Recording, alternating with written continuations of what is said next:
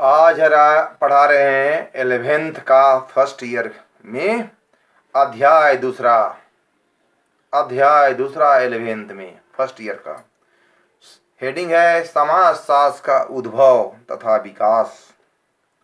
Heading है समाजशास्त्र का उद्भव तथा विकास, है ना। समाजशास्त्र का उद्भव और विकास, है ना। Emergence and development of sociology, है ना।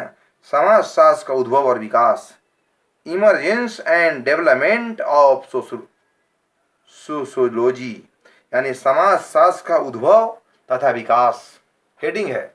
अब जानना है कि समाजशास्त्र का उद्भव और विकास कैसे हुआ, एग्जाम में आएगा। कैसे आता है क्वेश्चन, ध्यान दीजिए। ये हेडिंग है समाजशास्त्र का उद्भव और विकास, यानी सोशोलॉजी का। समाजशास्त्र एक साइंस है। अब जानना है इस चीज को, हमको बच्चे को भी ध्यान देना है।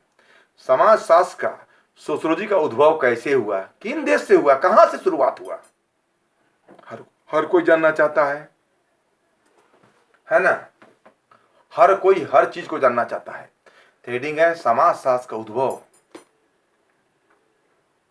शुरुआत कैसे हुआ, कहां से हुआ, और विकास कैसे हुआ, डेवलपमेंट कैसे हुआ।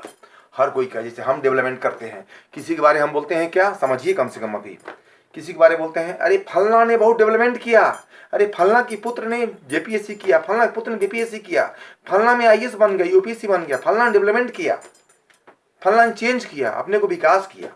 तो कोई भी चीज का उद्भव, शुरुआत कैसे हुआ, हेडिंग को, वर्ड को समझना है आपको कि कोई भी चीज का उद्भव कैसे हुआ, शुरू कैसे हुआ, और उसका डेवलपमेंट मतलब विकास कैसे हुआ। किसान जैसे खेती करता है, हम बोलते हैं ना, गन्ना का, मकई का उद्भव कैसे हुआ, इसका विकास कैसे होता है, ये डेवलपमेंट कैसे करता है। जो मकई का बाइल निकलता है, दाना निकलता है, जिसको हम खाते हैं, खाने में कितना स्वादिष्ट लगता है। तो ये सोशियोलॉजी विषय का समझिए ठेठ भाषा में आप। सोशियोलॉजी समाजशास्त्र का उद्भव कैसे हुआ, कहां से हुआ, किसने किया, और विकास कैसे हुआ, इसके बारे आपको समझना है। आगे हम तो पढ़ाइए रहे हैं। आपको पहले मेन वर्ड को पढ़ना है। समाजशास्त्र का उद्भव और विकास कैसे हुआ, कौन किया, हेडिंग है समाजशास्त्र का उद्भव और विकास, emergence and development of sociology, समाजशास्त्र, है ना। अब देखिएगा, है ना, हमें समझना है कि समाजशास्त्र की शुरुआत कैसे हुई, इसका विकास कैसे हुआ, है ना।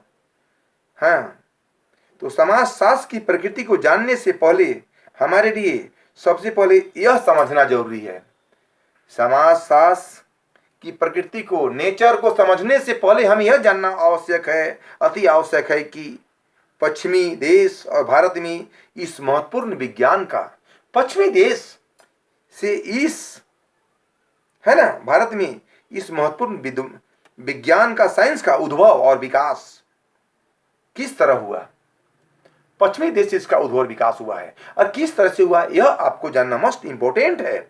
हमारे मन में अक्सर यह शंका पैदा होती है कि दुनिया के सभी देशों में आज से हजारों वर्ष पहले से विभिन्न विचारक, विवाह, परिवार, विभिन्न समूह, ग्रुप के आपसी संबंधों, सांस्कृतिक नियमों तथा सामाजिक व्यवस्था, सांस्कृतिक नियम, कल्चरल और सामाजिक व्यवस्था, सोशल सिस्टम के बारे में अपने विचार देते रहे हैं, अपने विचार, मंतव्य अपना देते रहे हैं अलग अलग तरह से, है ना। फिर समाजशास्त्र को एक नया विज्ञान क्यों कहा जाता है, फिर समाजशास्त्र को कहने मतलब एक नया विज्ञान, नया साइंस क्यों कहा जाता है।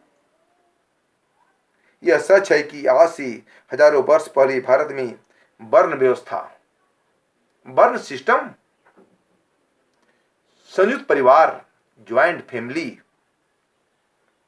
आश्रम व्यवस्था, व्यक्ति और समाज के संबंध, रिलेशनशिप तथा विभिन्न समूह के पारस्परिक कर्तव्य विभिन्न समूह ग्रुप के पारस्परिक कर्तव्य तथा विस्तार से स्पष्ट करके सामाजिक जीवन को व्यवस्थित करने का प्रयास किया गया है।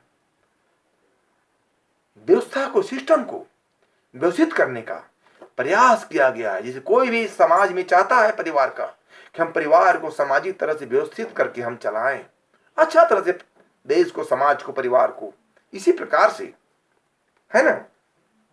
अब देखिएगा, अधिकांश विचार तर्क और वास्तविकता पर आधारित न होकर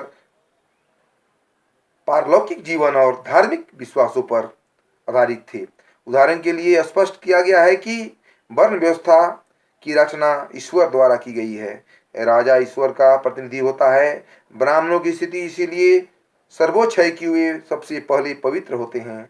निम्न व्यक्ति जातियों की स्थिति उनके पूर्व जन्म के पापों का परिणाम है। अपने वर्ण और जाति से संबंधित कर्तव्यों को पूरा करने से पहले ही प्लेटो, अरस्तु तथा दांते जैसे दार्शनिक ने स्त्रियों की परिस्थिति, पारिवारिक संबंध, व्यवहार के सामूहिक नियम, लॉ, प्रथा तथा राज्य और व्यक्ति के संबंध जैसे सामाजिक नियम विषयों का विस्तार से उल्लेख किया गया है। विस्तार से उल्लेख यानी वर्णन किया गया है ना। शुरू में ही यह ध्यान रखना जरूरी है कि समाजशास्त्र समाज का वैज्ञानिक अध्ययन है। हमको ध्यान देना है कि समाजशास्त्र क्या है? सामाजिक विज्ञान का अध्ययन करता है। सामाजिक साइंस का, विज्ञान का क्या करता है? खोज करता है, अध्ययन करता है, छानबीन करता है। ध्यान देना है आपको, है ना। सामाजिक व्यवस्था के विभिन्न पक्षों की विवेचना ईश्वरीय दृष्टिकोण, विश्वास, पारलौकिक जगत अथवा व्यक्तिगत पक्षपात के आधार पर करने लगते हैं, जो ऐसे विवेचन को वैज्ञानिक नहीं कहा जा सकता है। 19वीं शताब्दी से लेकर पहले तो भारत की तरह पश्चिमी के देशों में भी विभिन्न क्षेत्रों पर राजाओं और सम्राटों का शासन होने के कारण लोगों को स्वतंत्रता पूर्वक अपने विचार व्यक्त करने का अधिकार दिया गया था, है ना, अधिकार दिया गया था।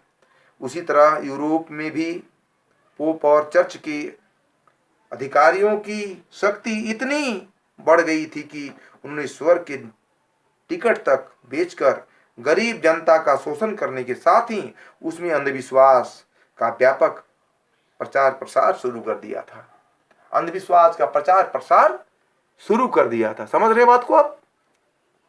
शुरू कर दिया था, है ना। मध्यकाल में किस तरह भारत के में विभिन्न राजाओं के बीच हमेशा युद्ध चलते रहने के कारण सामान्य जनता का जीवन भाग्य के अधीन हो गया, उसी तरह यूरोप में भी जन साधारण का जीवन विभिन्न समस्याओं से इस तरह घिर चुका था कि सामाजिक व्यवस्था, सिस्टम, सामाजिक संगठन को व्यवस्थित करने की यह संरचना भी कठिन था।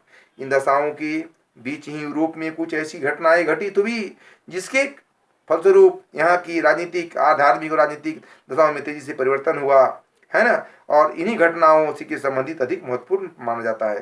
पहला है पुनर्जागरण। पहला क्या है? पुनर्जागरण। दूसरा में है फ्रांस की क्रांति और तीसरा में इंग्लैंड की औद्योगिक क्रांति। इंग्लैंड की औद्योगिक क्रांति, है ना। आप देखिएगा, महत्वपूर्ण घटनाएं थी जिसके फलस्वरूप यूरोप का राजनीतिक और आर्थिक जीवन व्यवस्थित करने लगा और लोगों को स्वतंत्रता प्राप्ति जब अपने विचारों को व्यक्त करने का अवसर मिला था और व्यवस्थित करण रूप से विकास होने लगा। और समाजशास्त्र का उद्भव और विकास भी इन्हीं दशाओं के फलस्वरूप सबसे पहले यूरोप में ही हुआ। समाजशास्त्र का उद्भव कहाँ से हुआ? यूरोप के पश्चिमी देश से हुआ है। यह जानते हैं कि उपयुक्त तीनों घटनाओं तथा उनके प्रभाव को संक्षेप में इस प्रकार हम समझ सकते हैं, है ना। इसको हमको समझना पड़ेगा। समझे बात को आप?